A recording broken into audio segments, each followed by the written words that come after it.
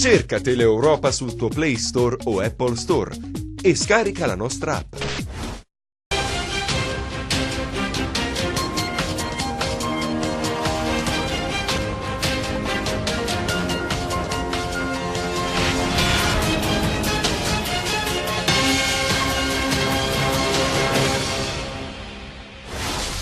L'inchiesta della direzione distrettuale antimafia di Catanzaro ha messo in luce il perverso sistema degli appalti pubblici, la debolezza della politica e la preoccupante pervasività della criminalità organizzata.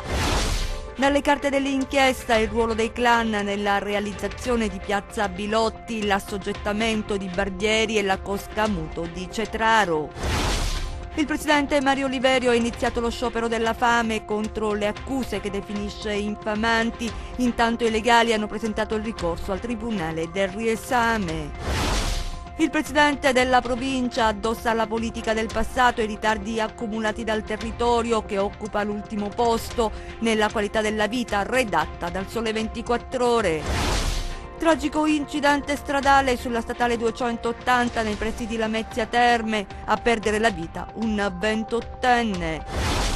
Il Catanzaro impatta a Matera per 1-1, la squadra di Auteri avrebbe meritato di più in virtù di una gara condotta sempre in attacco. Buon pomeriggio dalla redazione del TG10. In primo piano ancora l'inchiesta della direzione distrettuale antimafia di Catanzaro, l'inchiesta denominata Landa Desolata, il perverso sistema degli appalti pubblici messo in luce proprio dall'inchiesta e proprio dalle indagini emerge la debolezza della polica e invece quanto sia pervasiva la criminalità organizzata. Vediamo. La landa desolata per antonomasia è l'aviosuperficie di Scalea, l'emblema delle cattedrali nel deserto calabresi, opere più immaginarie che concrete che servono soltanto a sperperare soldi pubblici o peggio ancora, a dirottarli nelle mani sbagliate. Il nome dell'inchiesta sugli appalti di Scalea e Lorica, coordinata dalla Procura Antimafia di Catanzaro, è estrapolato proprio dalle intercettazioni captate dagli investigatori. L'aviosuperficie e la landa desolata da inaugurare come se fosse stata quasi completata per gettare fumo negli occhi e ottenere nuovi fondi. Gli impianti sciistici di Lorica, un altro pozzo da cui attingere denaro pubblico, certificando come realizzate opere ancora da costruire, con la complicità di funzionari interessati a ottenere, secondo le carte dell'indagine, un tornaconto personale. C'è un dare avere, l'imprenditore ha avuto e poi ha dato soprattutto ai dirigenti regionali. Affari milionari che avrebbero potuto attrarre l'attenzione e l'interesse di una miriade di aziende, ma che sono finiti nel mirino della sola ditta Barbieri. Quella è stata una spia eloquente, il fatto che ci sia una sola impresa a partecipare significa che le altre non hanno potuto partecipare. La nostra ipotesi è che la mancata partecipazione di altre imprese sia stata determinata dal fatto che tutti sapevano che l'impresa Barbieri era francomuto. Per anni la neve ha continuato a scendere sul paesaggio montano di Lorica, svuotato di risorse senza un impianto adeguato, e quando finalmente è stato possibile realizzarlo, nell'iter della costruzione si è insinuato il cancro che distrugge sogni e l'economia dei calabresi. Mi pare normale che un comprensorio come quello di Lorica, che è un gioiello, ha avuto un'assenza di infrastrutture che potevano essere il volano per un'imprenditoria migliore, una Calabria migliore, invece veramente per una fretta predatoria non si è concluso quello che avrebbe dato vitalità a tutto il territorio. E ancora dalle carte dell'inchiesta emerge l'accordo tra i clan per non disturbare il cantiere di Barbieri, il cantiere di Piazza Bilotti a Cosenza, in quanto lo stesso, sono gli inquirenti a scriverlo, era di competenza del clan Muto. Vediamo.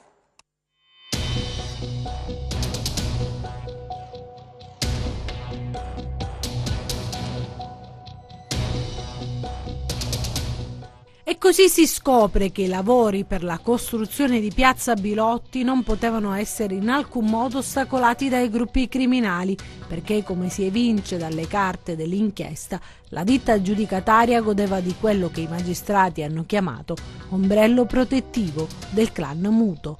Una specie di scudo che si manifesta in modo ancora più eclatante nel 2016, nel momento in cui riprendono le pressioni estorsive del clan dei Cosentini sul cantiere di Piazza Bilotti, pretendendo il pizzo sui lavori. Gli investigatori seguono, annotano, filmano e il 5 gennaio del 2016 Barbieri, accompagnato da Giorgio Morabito, elemento di collegamento con i clan Reggini, dei Bagalà e dei Piromalli, e da un rappresentante del clan Muto, si incontra a Cosenza con gli esponenti dei clan cittadini. Dopo una lunga e articolata discussione, Barbieri e i suoi accompagnatori riescono a spuntare un accordo che lo stesso imprenditore ritiene vantaggioso rispetto alle normali percentuali della cosiddetta tassa ambientale. Tutto a posto? Beh, fino a un certo punto, perché le cose si complicano nel momento in cui gli appetiti delle cosche cosentine riprendono vigore. Viene messo in discussione l'accordo precedentemente raggiunto. Tutto da rifare, le trattative fra i clan riprendono,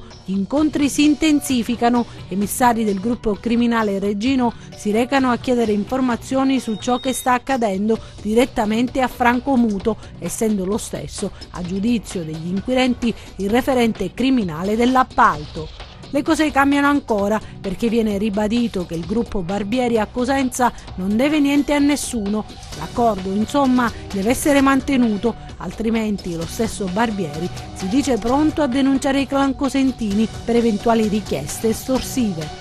La storia finisce qui, ma il marcio che insiste nelle pagine dell'ordinanza è nauseabondo e restituisce un sottobosco criminale che vede imprenditoria e mafia uniti nel perseguimento dell'obiettivo, l'affare e quindi il denaro, tanto denaro.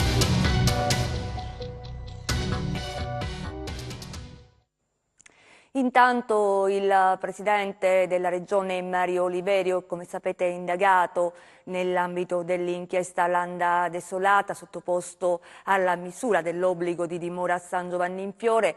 Ha cominciato lo sciopero della fame, così come annunciato proprio ieri, per protestare contro le accuse che definisce infamanti, e i legali oggi hanno presentato il ricorso al Tribunale del Riesame. Vediamo.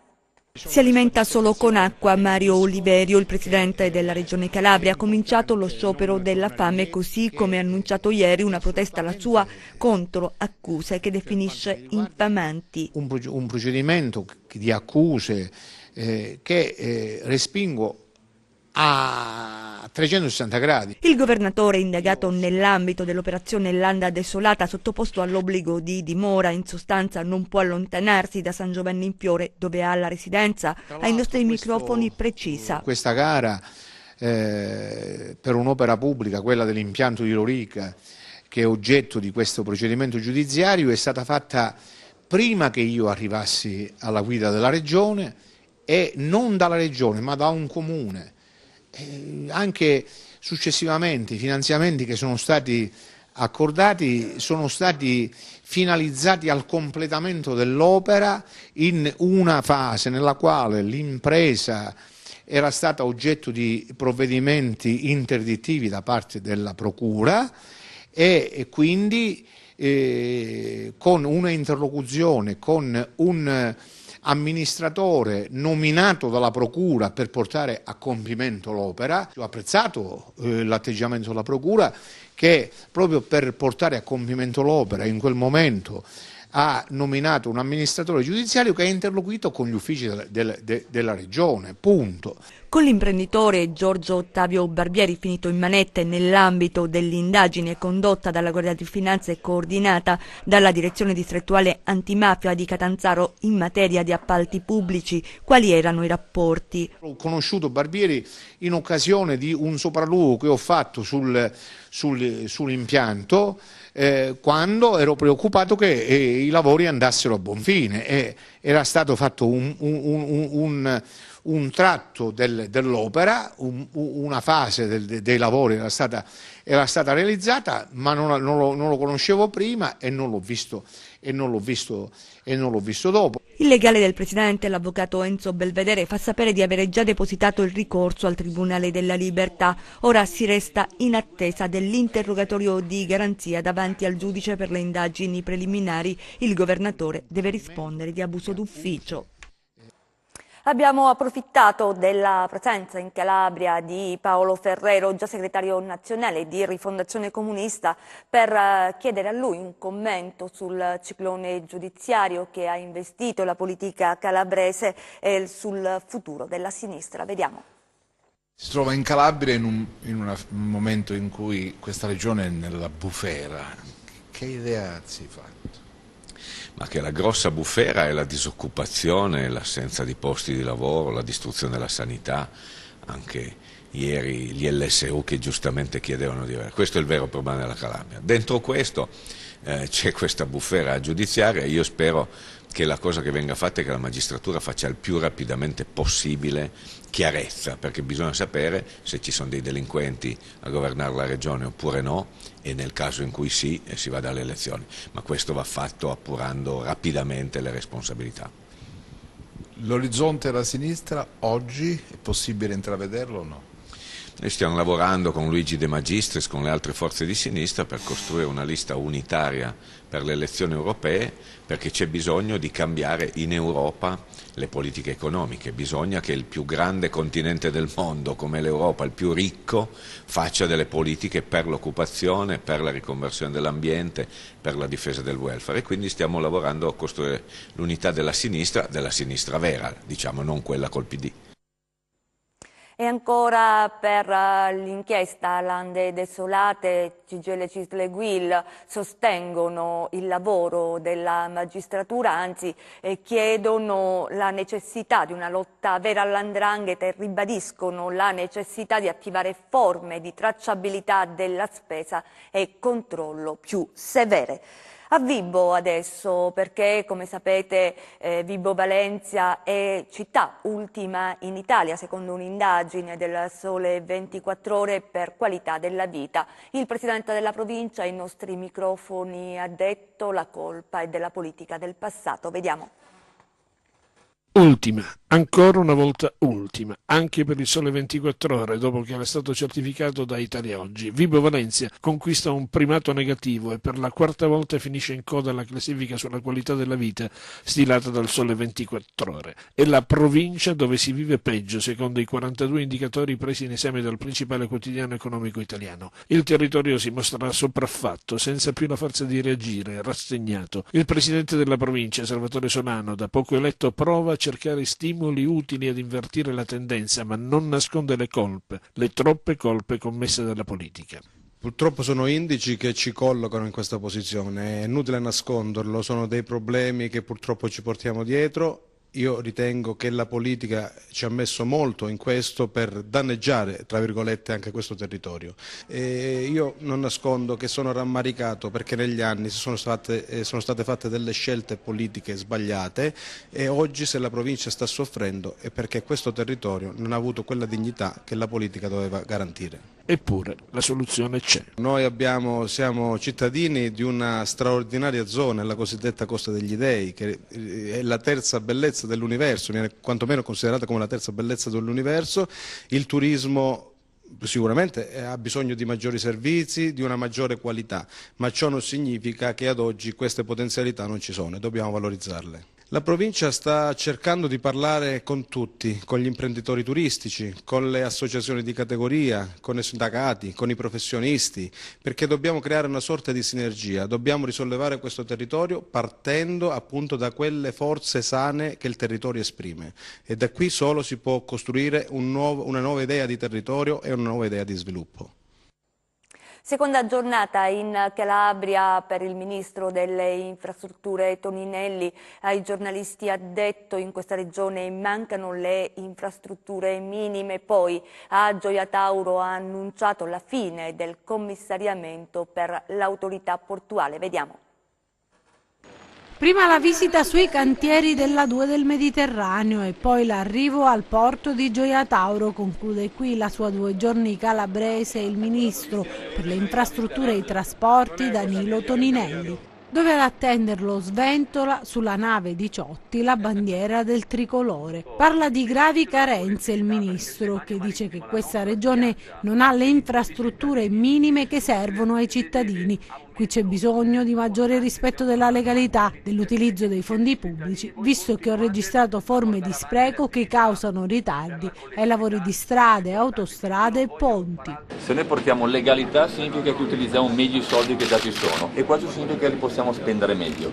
Lo faremo nel porto di Gioia Tauro, lo faremo negli aeroporti, le faremo nelle strade e nelle autostrade. Ho visitato tantissimi cantieri con ANAS, alcuni di quelli stanno andando avanti bene, altri magari un po' meno. Tornerò a febbraio per fare il punto della situazione. Tornerò, questa è la promessa dell'esponente del governo pentastellato, che dopo essersi recato a visitare i lavori del gateway ferroviario in fase di completamento all'interno dell'area doganale del porto, si è recato sulla banchina di Ponente dove era ormeggiata la nave Diciotti. Il porto, ha detto ancora Toninelli, registra un'ulteriore negatività del 6%, occorre una svolta. Nella convenzione che è stata stipulata c'erano degli impegni, seppur di principio, di investimenti che non sono stati fatti. Abbiamo incontrato questi interlocutori proprio la settimana scorsa, abbiamo dato un ultimatum, un mese. In questo mese ci devono dare delle risposte chiare. Se non ci venissero date le risposte chiare in termini di investimenti, significa che dovremo intervenire come intervenire con una revoca graduale delle concessioni, non c'è alternativa. Abbiamo già investitori che bussano alla porta del governo, se quelli che già ci sono hanno le concessioni non vogliono rispettare gli investimenti promessi, evidentemente revocandoli gradualmente li daremo ad altri e penso che rilanceremo il porto di Gioia Tauro. La Mezzia Terme invece adesso per un tragico incidente stradale in cui ha perso la vita un 28enne. Questa e tante altre notizie nelle nostre brevi di cronaca.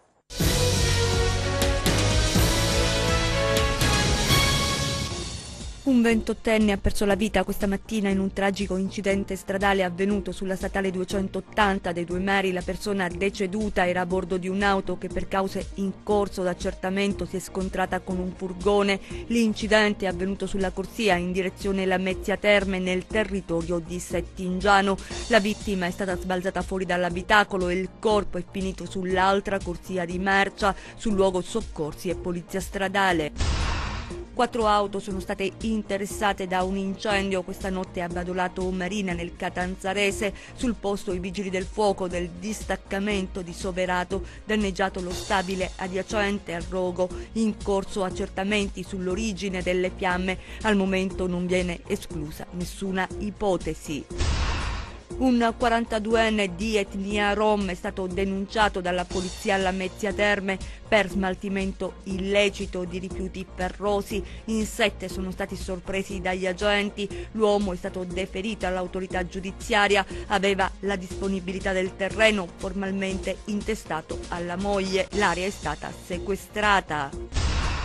I carabinieri forestali di Crotone hanno scoperto un fabbricato abusivo realizzato in una zona agricola di Sola Caporizzuto. A fare seguire i lavori sarebbe stata una 72enne. Il manufatto è stato sequestrato.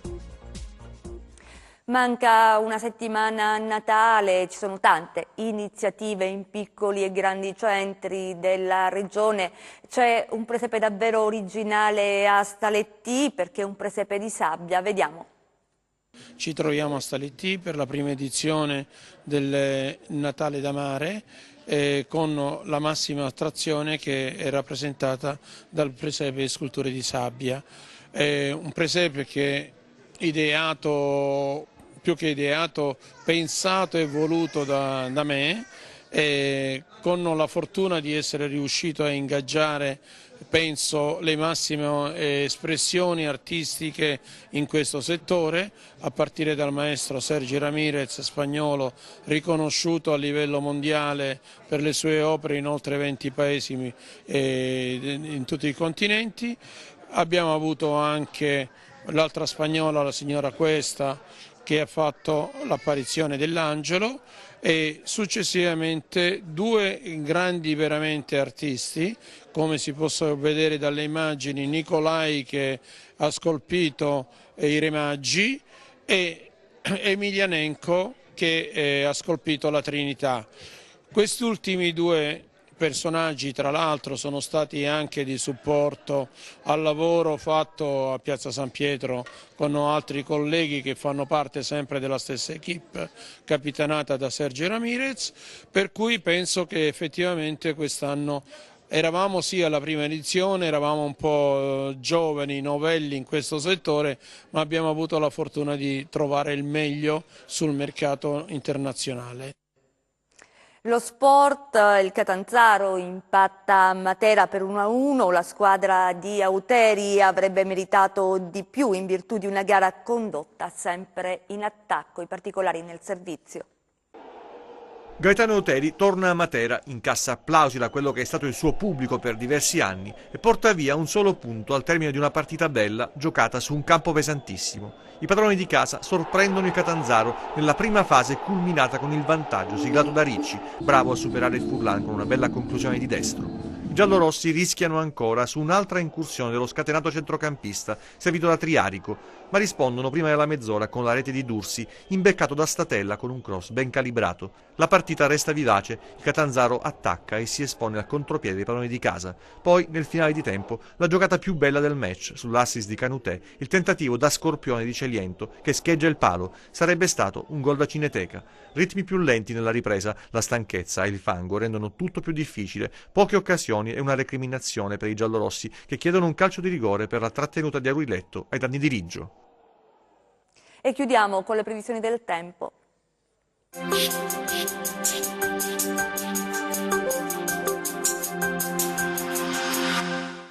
La perturbazione atlantica responsabile del maltempo anche intenso sulle Tirreniche nelle scorse ore va allontanandosi verso est lasciando spazio all'ingresso di correnti di matrice settentrionale più fredde ma più secche. C'è da attendersi quindi un deciso miglioramento delle condizioni meteo.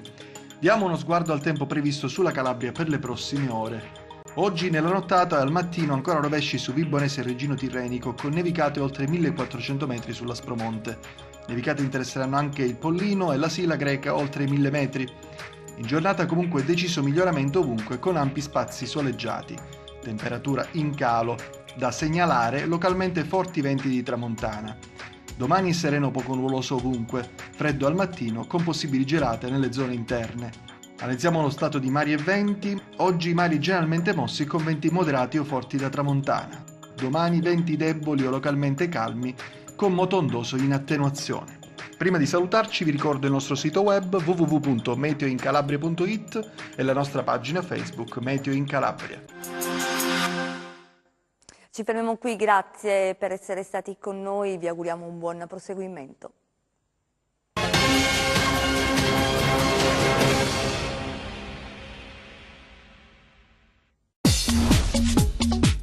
Cerca Teleeuropa sul tuo Play Store o Apple Store e scarica la nostra app.